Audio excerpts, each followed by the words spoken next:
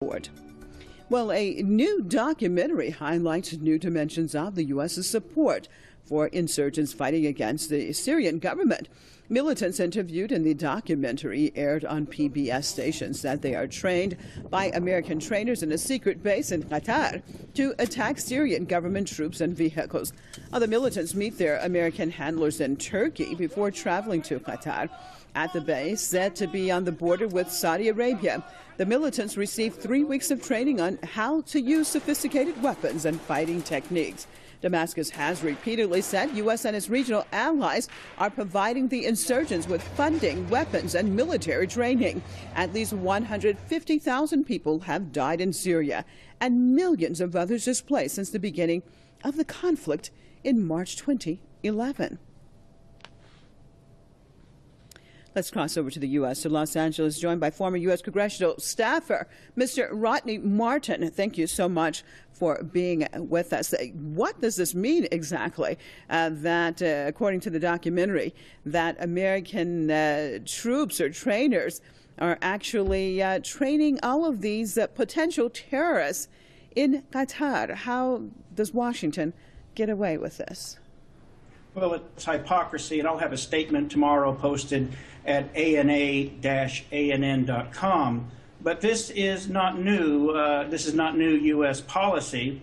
The United States, you might recall, shipped persons to Eastern Europe, to hidden camps in Eastern Europe for special interrogations outside of U.S. jurisdiction. You might recall also that in the early 1960s, the United States trained Cuban exiles to invade the island of Cuba.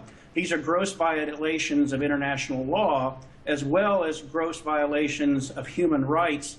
The United States is training rebels to execute wounded Syrian army troops. And this is a travesty. It has relegated Qatar and Saudi Arabia to that of U.S. vassal states. And I hope President Assad takes this to the Arab League and to the United Nations.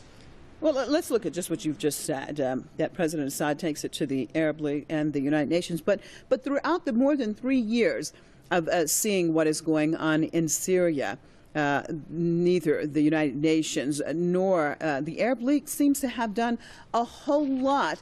It appears in actually trying to stop the conflict and even condemning the things that have been going on, except most of the time they have alluded to the Syrian government. So, question, is there one set of rules for much of the rest of the world and then another for the United States and its allies? Well, absolutely. And there have been nations like President Assad and President Putin in Russia that have stated that. But now you actually have a person. You have a person that was sent to one of these camps that can now be a first-person witness and can actually testify to the fact that the United States is a state sponsor of terrorism, setting up camps and training persons to execute wounded Syrian military personnel. This sends shockwaves to the United States military, particularly in light of the fact that neocons and Zionist interests want to send our troops all over the Arab world. And one shudders to think what would happen if our troops are taken prisoners, given this official U.S. policy. Okay, well, thank you so much for being with us out of Los Angeles with a very disturbing story. Former U.S. congressional staffer, Mr. Rodney Martin.